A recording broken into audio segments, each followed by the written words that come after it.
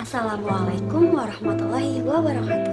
Perkenalkan, nama saya Gina Puspitersari dari kelas akuntansi terapan. Pada hakikatnya, setiap orang merupakan pembawa hak yang dikenal juga dengan istilah subjek hukum. Kalau terdapat subjek hukum, maka akan selalu bergandengan dengan objek hukum. Nah, pada video ini saya akan menjelaskan lebih lanjut mengenai subjek dan objek hukum. Selamat mengikuti. Subjek dan objek hukum. Adapun materi yang akan saya bahas lebih lanjut, yang pertama ada subjek hukum, kedua kriteria subjek hukum, ketiga wewenang subjek hukum, keempat objek hukum, dan yang kelima adalah jenis-jenis benda. Subjek hukum. Menurut beberapa ahli, di sini saya mengambil dua. Yang pertama ada L.J. Van Apeldoorn memberikan definisi subjek hukum adalah segala sesuatu yang mempunyai kewenangan hukum, ialah kecakapan untuk menjadi pendukung subjek hukum. Kedua, menurut Kaider Ali menjelaskan, subjek hukum adalah manusia yang berkepribadian hukum dan segala sesuatu yang berdasarkan tuntutan kebutuhan masyarakat. Demikian itu oleh hukum diakui sebagai pendukung hak dan kewajiban. Dan dari penjelasan menurut beberapa ahli ini dapat disimpulkan bahwa subjek hukum adalah sesuatu yang menurut hukum dapat memiliki hak dan kewajiban yang memiliki kewenangan untuk bertindak. Dalam dunia hukum, subjek hukum dapat diartikan sebagai pembawa hal, yaitu manusia dan badan hukum. Yang pertama adalah manusia. Ada dua alasan yang menyebutkan alasan manusia sebagai subjek hukum, yaitu pertama, manusia mempunyai hak-hak subjek. Yang kedua, kewenangan hukum dalam arti kewenangan hukum berarti kecakapan untuk menjadi subjek hukum, yaitu sebagai pendukung hak dan kewajiban. Nah, inilah yang mendasari mengapa manusia masuk dalam kategori subjek hukum. Sebelum menuju ke badan hukum, akan saya jelaskan terlebih dahulu mengenai kriteria subjek hukum.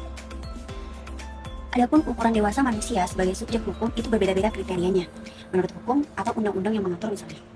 Yang pertama ada hukum Islam. Nah, menurut hukum Islam bahwa dewasanya seorang pria jika ia telah bermimpi basah dan dewasanya seorang wanita apabila ia telah haid. Yang kedua, menurut kitab undang-undang hukum perdata bahwa dewasanya seorang pria setelah ia berumur 18 tahun dan dewasanya untuk seorang wanita adalah setelah ia berumur 15 tahun. Yang ketiga, menurut Undang-Undang Nomor 1 Tahun 1974 tentang perkawinan, bahwa dewasanya seorang pria adalah setelah ia berumur 19 tahun dan dewasanya seorang wanita adalah setelah ia berumur 16 tahun. Yang keempat, menurut Kitab Undang-Undang Hukum Pidana, bahwa dewasanya seorang pria dan wanita apabila ia telah berumur 16 tahun. Yang kelima, menurut Undang-Undang Nomor 12 Tahun 2003, sebagaimana telah direvisi dengan Undang-Undang Nomor 15 Tahun 2011 tentang penyelenggara pemilihan umum, bahwa dewasanya seorang pria dan wanita setelah ia berumur 17 tahun. Yang keenam, hukum adat, bahwa dewasanya seorang apabila ia telah mampu mencari nafkah sendiri. Dan yang terakhir, menurut Undang-Undang Nomor 62 Tahun 1958, sebagaimana telah direvisi dengan Undang-Undang Nomor 12 Tahun 2006 tentang Kewarganegaraan Republik Indonesia, dikatakan bahwa dewasanya seseorang apabila ia telah berumur 21 tahun. Nah, itulah kriteria subjek hukum. Selanjutnya kita akan membahas mengenai badan hukum. Badan hukum atau disebut juga pribadi hukum, yaitu suatu badan atau lembaga yang sengaja dibuat atau didirikan untuk suatu tujuan tertentu dan diberikan status sebagai subjek hukum sehingga dapat mengadakan hubungan-hubungan hukum dan memikul hak dan kewajiban hukum secara mandiri, terpisah dari hak dan kewajiban hukum dari para anggotanya. Nah, pengertian badan hukum ini terbagi atas dua, yaitu aneka warna hukum dan bentuknya. Berdasarkan aneka warna hukum, terdapat tiga macam badan hukum. Yang pertama, badan hukum menurut hukum Eropa, yaitu badan hukum yang diatur menurut hukum yang dikoordinasikan dengan hukum yang berlaku di negeri Belanda. Yang kedua, badan hukum menurut hukum bukan Eropa yang tertulis sekarang. Badan hukum menurut hukum Indonesia, yaitu badan hukum yang didirikan oleh timur asing atau Bumiputra yang menundukkan diri dengan hukum negeri Belanda. Yang ketiga adalah badan hukum adat, adalah badan hukum yang menurut hukum Bumiputra yang pada umumnya tidak tertulis. Nah, sedangkan badan hukum menurut bentuknya dibedakan menjadi dua. Yang pertama adalah badan hukum publik, yaitu badan hukum yang didirikan berdasarkan hukum, ialah badan hukum yang menyangkut kepentingan publik, orang banyak atau negara pada umumnya. Nah, contoh dari badan hukum yang pertama ada negara republik, yang kedua ada pemerintah daerah tingkat 1, tingkat 2, dan kecamatan, yang ketiga bank umum, dan yang keempat perusahaan negara. Nah, yang kedua adalah bentuk badan hukum privat. Nah, badan hukum privat atau perdata atau sipil ialah badan hukum yang didirikan berdasarkan hukum sipil atau perdata yang menyangkut kepentingan pribadi di dalamnya badan hukum itu. Badan hukum ini merupakan badan hukum swasta yang didirikan oleh pribadi orang untuk tujuan tertentu, yaitu mencari keuntungan, sosial pendidikan, ilmu pengetahuan, politik, kebudayaan, kesenian, olahraga, dan lain-lain sesuai dengan atau menurut hukum yang berlaku secara sah. Menurut tujuannya, badan hukum privat dibagi atau dibedakan dalam pertama, perserikatan dengan tujuan tidak materialistis atau amal, misalnya perkumpulan gereja, badan wakaf, yayasan yang didirikan oleh para pendiri dengan tujuan sosial, pendidikan, ilmu pengetahuan, kesenian, dan kebudayaan. Yang kedua, perserikatan dengan tujuan memperoleh laba, memperoleh keuntungan, misalnya perseroan terbatas. Untuk perseroan terbatas didirikan oleh perseroan-perseroan yang bertujuan untuk mencari keuntungan dan kekayaan. Selanjutnya adalah wewenang subjek hukum.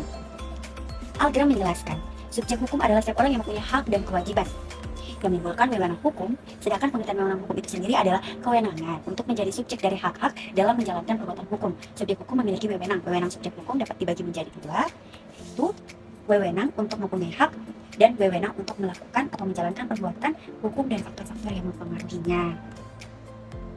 Selanjutnya adalah objek hukum. Objek hukum adalah segala sesuatu yang berguna bagi subjek hukum dan dapat menjadi pokok suatu hubungan hukum yang dilakukan oleh para subjek hukum. Dalam bahasa hukum, dapat juga disebut hak atau benda yang dapat dikuasai atau dimiliki subjek hukum. Hak seringkali diidentikan dengan izin atau kewenangan atau kekuasaan. Objek hukum ini kan sering diidentikan dengan hak atau benda. Maka pada saat ini saya akan menjelaskan mengenai jenis-jenis benda. Menurut Jaja S. Meliala, benda dapat dibedakan atas yang pertama, benda berwujud dan tidak berwujud.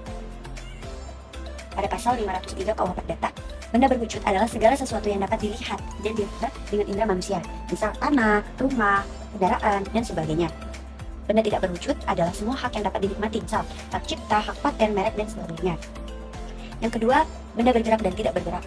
Menurut pasal 504 KUH Perdata, benda bergerak dibedakan menjadi pertama, benda bergerak karena sifatnya adalah benda yang dapat dipindahkan, misalnya meja, kursi, dan yang dapat berpindah sendiri, contohnya tanah.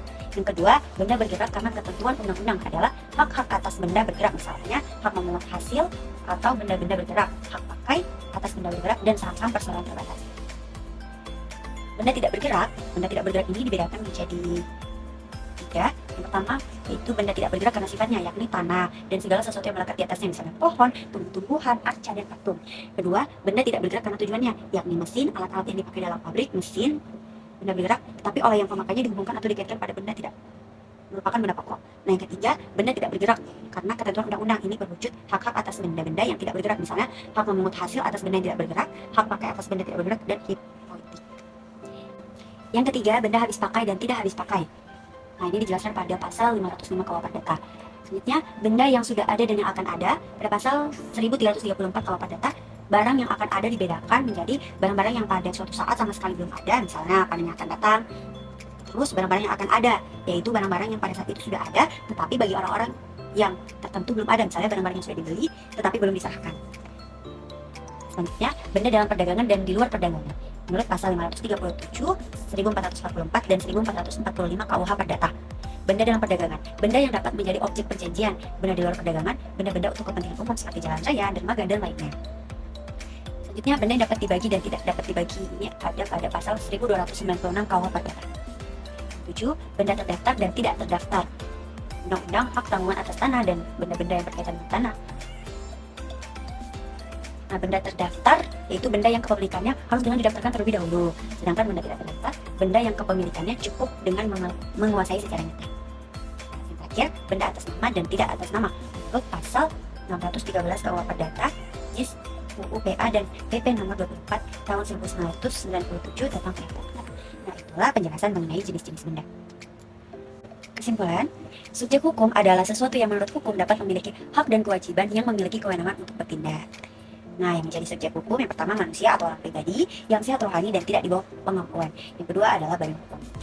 Selanjutnya, objek hukum adalah segala sesuatu yang bisa berguna bagi subjek hukum dan dapat menjadi pokok suatu hubungan hukum yang dilakukan oleh subjek hukum. Biasanya dinamakan benda atau hak yang dapat dimiliki dan dikuasai oleh subjek hukum.